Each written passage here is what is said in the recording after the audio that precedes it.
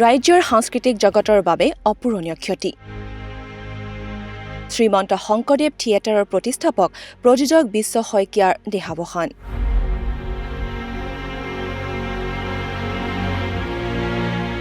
ঊনৈছশ 57 চনৰ 1 জানুৱাৰীত শিৱসাগৰৰ হাঁহচৰা কুজিবালিত জন্মগ্ৰহণ কৰিছিল শ্ৰীমন্ত শংকৰদেৱ থিয়েটাৰৰ প্ৰতিষ্ঠাপক প্ৰযোজক বিশ্ব শইকীয়াই। 1993 চনত শিৱসাগৰৰ হাঁহচৰা কুজিবালিত বিশ্ব শইকীয়াৰ প্ৰযোজনাত জন্ম হৈছিল অসমৰ আগশাৰীৰ ভ্ৰাম্যমাণ নাট্য দল শ্ৰীমন্ত শংকৰদেৱ থিয়েটাৰ। 1993-94 নাট্যবৰ্ষৰ পৰা এক দীঘলীয়া নাট্য যাত্ৰা চলাই নিছিল প্ৰযোজক বিশ্ব শইকীয়াই। কাৰিকৰী দিশকে আদি কৰি সাংস্কৃতিক দিশটোত শ্ৰীমন্ত শংকৰদেৱ থিয়েটাৰ মঞ্চত প্ৰযোজক হিচাপে বিশেষ গুৰুত্ব দিছিল বিশ্ব শইকীয়াই। তেওঁৰ প্ৰযোজনাত শ্ৰীমন্ত শংকৰদেৱ থিয়েটাৰৰ মঞ্চত অসমৰ ভ্ৰাম্যমাণ নাট্য জগত, বোলছবি জগতৰ আগশাৰী অভিনেতা-অভিনেত্ৰীয়ে অভিনয় কৰিছিল। বিগত কেইবামান ধৰি চিকিৎসাধীন অৱস্থাত আছিল শইকীয়া। তেখেতৰ মৃত্যু শিৱসাগৰৰ লগতে ৰাজ্যৰ সাংস্কৃতিক জগতৰ বাবে এক অপূৰণীয় ক্ষতি। মৃত্যুৰ সময়ত তেখেতৰ বয়স আছিল 67 বছৰ। জয় গুৰু শংকৰ সৰ্বগুণা কৰে যায় তেনেকে পৰম তোহাৰী চৰণ শতকোটি বাৰ এক প্ৰণাম পাৰ কৰে।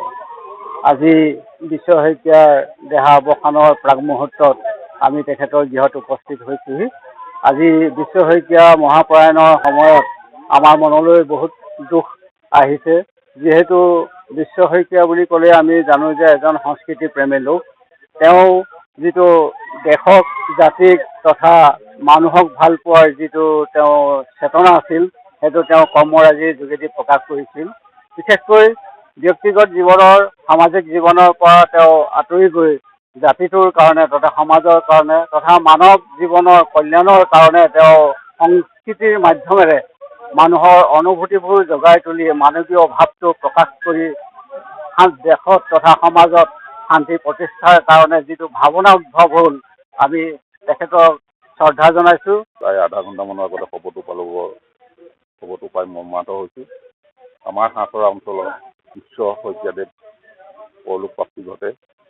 তেখেতৰ মৃত্যুত আমি সমগ্ৰ হাঁহচৰাৰ লগতে শিৱসাগৰবাসীয়ে তেওঁৰ গভীৰ শ্ৰদ্ধাঞ্জলি জ্ঞাপন কৰিছোঁ।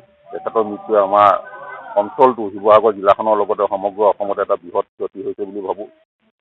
তেখেতে সাংস্কৃতিক যুদ্ধখনক আগবঢ়াই নিবৰ কাৰণে আপোনালোকে সকলোৱে জ্ঞাত, আজি প্ৰায় 90 দশকতে শ্ৰীমন্ত শংকৰদেৱ নামৰ থিয়েটাৰখনৰ যোগেদি সমগ্ৰ অসমতে তেখেতে যি গুৰুজনা আদৰ্শ লগতে সাংস্কৃতিক ক্ষেত্ৰখনত যথেষ্টখিনি আগবঢ়াই লৈ গৈছিলে।